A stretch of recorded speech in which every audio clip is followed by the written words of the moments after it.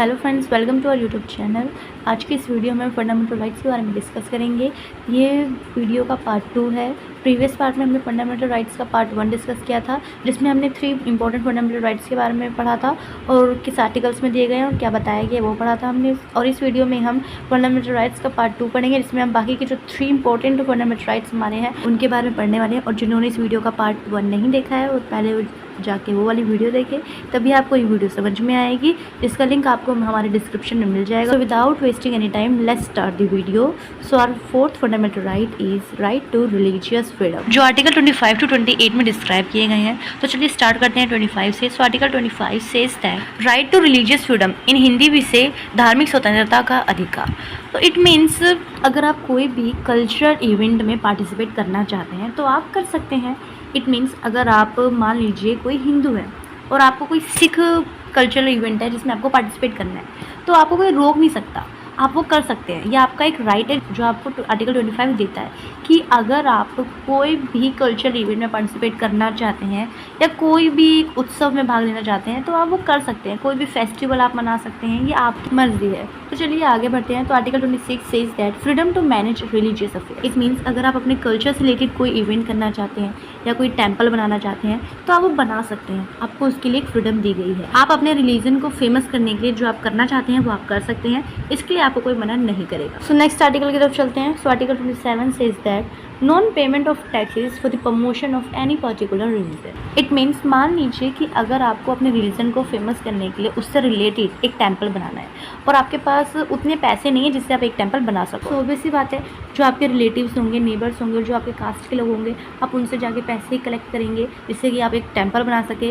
And अगर उसमें से कोई एक इंसान हो जो आपको पैसे देने से मना करता है तो आप उसको फोर्सफुली पैसे देने के लिए नहीं कह सकते, ये इलीगल होगा। यही आर्टिकल 27 कहता है कि आप जो भी कर रहे हैं अपनी मर्जी से कर रहे हैं और दूसरा भी अपनी मर्जी से ही करेगा, आप उसको फोर्स नहीं कर सकते कुछ भी करने के लिए। सो 27 यही डिस्क्राइब करता है। तो चलिए अपने नेक्स्ट आर्टिकल की तरफ चलते हैं। So article 28 says that freedom relating to religious education. It means as we know कि इंडिया में अलग अलग कास्ट के जो लोग हैं वो रहते हैं, तो अगर वो जो कास्ट के लोग हैं अपनी शिक्षा को, अपनी एक अलग एजुकेशन की जो लैंग्वेज है, जैसे कि जो पंजाब में पंजाबी बोली जाती है, मराठी में मराठी बोली जाती है, बंगाल में बंगाली बोल जाती है, तो वो अगर अपनी एक अलग लैंग्वेज को आगे लेके जाना चाहते हैं तो आप वो उसको फेमस करने के लिए या उसको बढ़ाने के लिए स्कूल खोल सकते हैं, वहाँ पे एक सब्जेक्ट के रूप में इसे पढ़ा सकते हैं।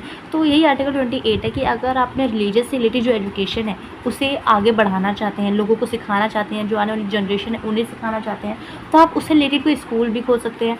एज अ सब्जेक्ट वहाँ पर ये सिखाया जा सकता है, ऐसा कोई करना कोई इलीगल चीज़ नहीं है। सो यही आर्टिकल 28 डिस्क्राइब करता है। तो चलिए अपने नेक्स्ट फंडामेंटल राइट्स की तरफ चलते हैं। तो our fifth fundamental right is cultural and educational rights, जो आर्टिकल 29 टू 30 में डिस्क्राइब किए गए हैं। So start with 29। So article 29 says that protection of interest of minorities. It means society में जो माइनॉरिटीज़ है उनके जो राइट्स हैं उनको प्रोटेक्ट करना, यही आर्टिकल 29 कहता है।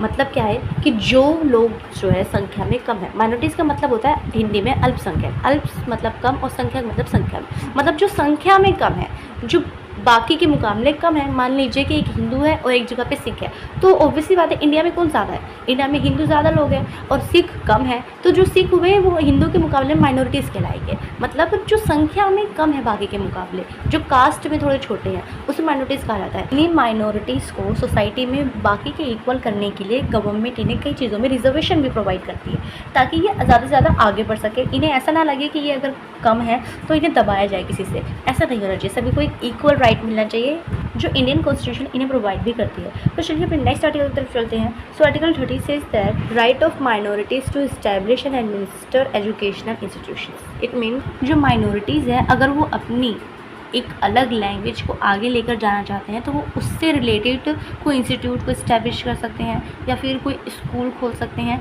जिसमें उन बच्चों को ये चीज़ एज ए सब्जेक्ट भी पढ़ाई जा सकेगी। आई नो अब आप आर्टिकल 30 और 28 को लेकर कंफ्यूजन में होंगे कि दोनों ही जो है एजुकेशन से रिलेटेड है, लेकिन डिफरेंस क्या है? डिफरेंस है जो आर्टिकल 28 है जो हमने पहले पढ़ा, उसमें दिया गया था कि अगर आप किसी डिफरेंट रिलीजन से बिलोंग करते हैं तो भी आप अपनी एजुकेशन जो है वो कर सकते हैं। मान लीजिए अगर आप एक मुस्लिम हैं और आपको एक हिंदू कॉलेज में एडमिशन लेना है तो ऐसा नहीं है कि आप नहीं कर सकते, आप कर सकते हैं कि आर्टिकल 28 जो है आपको ये राइट देता है कि आप कहीं से भी कॉलेज इंस्टीट्यूट में पढ़ सकते हैं। मैटर नहीं करता कि आप किस कास्ट से बिलोंग करते हैं। और जो आर्टिकल 30 है, आर्टिकल 30 जो है वो राइट देता है माइनॉरिटीज़ को कि अगर वो अपनी एक अलग लैंग्वेज को लेकर या अपनी एक अलग कल्चर को लेकर आगे जाना चाहते हैं, तो वो उससे रिलेटेड अगर कोई इंस्टीट्यूट या फिर कोई कॉलेज या फिर कोई स्कूल खोलना चाहते हैं तो वो खोल सकते हैं, इस्टेब्लिश कर सकते हैं, जहाँ वो अपनी जो कास्ट के जो लोग होंगे या फिर जो उनसे जुड़ना चाहते होंगे वहाँ पर वो उनके बारे में जान सकेंगे। सो यही था दोनों में डिफरेंस। तो आई होप कि अब आप आर्टिकल 28 और 30 को लेकर कंफ्यूज नहीं होंगे। तो चलिए अपने नेक्स्ट फंडामेंटल राइट की तरफ चलते हैं, जो हमारा लास्ट फंडामेंटल राइट भी है और सारे फंडामेंटल राइट्स में सबसे इम्पोर्टेंट राइट भी है। तो चलिए चलते हैं। तो 6th fundamental right is right to constitutional remedies, जो आर्टिकल 32 में डिस्क्राइब किया गया। अब ये फंडामेंटल राइट इतना इंपॉर्टेंट क्यों है ये तो हमें आर्टिकल ही बताएगा।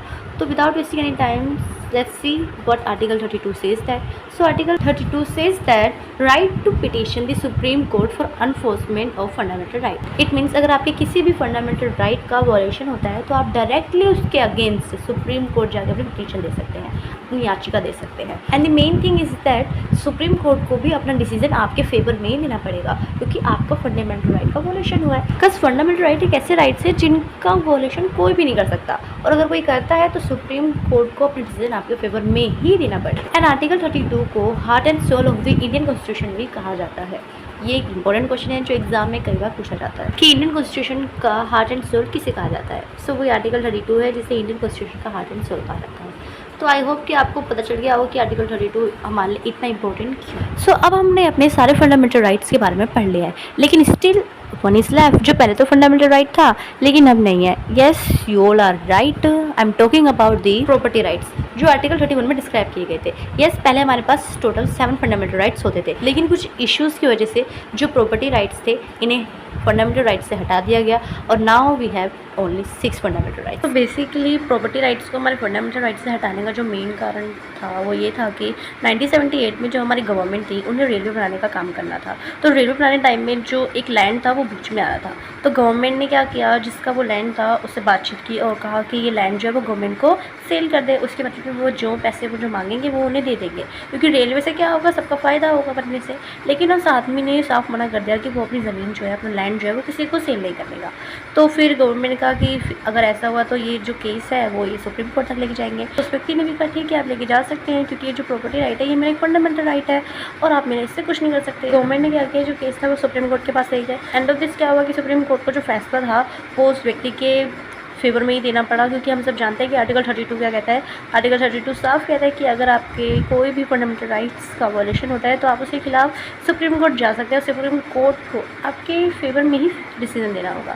तो सेम यहाँ पे भी ऐसे ही हुआ, इससे सरकार को हारना पड़ा और इससे कई लोगों का नुकसान भी हो गया, क्योंकि जो रेलवे का काम था वो बंद हो गया। और प्रॉपर्टी राइट से रिलेटेड एक यही प्रॉब्लम नहीं थी, ऐसी कई सारी प्रॉब्लम थी जो लोगों के सामने आ रही थी। सिर्फ सरकार ही नहीं, हर एक व्यक्ति को इससे अब परेशानी होने लगी थी। तो गवर्नमेंट ने 1978 में एक अमेंडमेंट किया जिसे इंडियन कॉन्स्टिट्यूशन का 44th अमेंडमेंट कहा जाता है। तो चलिए इसे और डिटेल में जानते हैं। So article 31 was a part of the Indian constitution that dealt with the right to property. It was removed by the 44th Constitutional Amendment Act 1978.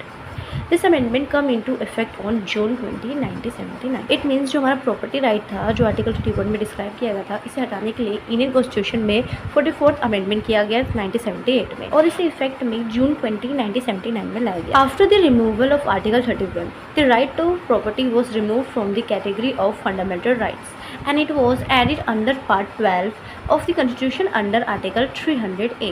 It mean government द्वारा जो 44th amendment in Indian constitution किया गया था उसके effect में आने के बाद जो आर्टिकल 31 था राइट टू प्रॉपर्टी, उसे फंडामेंटल राइट की कैटेगरी से हटा दिया गया और उसे एक नॉर्मल से part 12 of Indian constitution article 300A के अंडर डाल दिया गया। सो यही था जो हमारा आर्टिकल 31 जो प्रॉपर्टी राइट था हमारा, जो फंडामेंटल राइट से कैसे हटा और कैसे अब ये हमारा एक नॉर्मल राइट हुआ। तो इसी के साथ जो हमारा टॉपिक था डेफिनेशन ऑफ फंडामेंटल राइट, हमने हर एक फंडामेंटल राइट के डेफिनेशन से पढ़ा, उसके आर्टिकल्स के डेफिनेशन को साथ पढ़ा।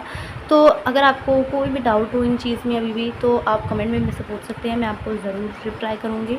एंड अगर आपको वीडियो अच्छी लगी हो तो वीडियो को लाइक ज़रूर कीजिएगा और चैनल को सब्सक्राइब कर लीजिए ताकि जो हमारी न्यू वीडियो है वो आप तक पहुँच सके। तो आपसे मुलाकात होगी न्यू वीडियो में न्यू टॉपिक के साथ। So thanks for watching.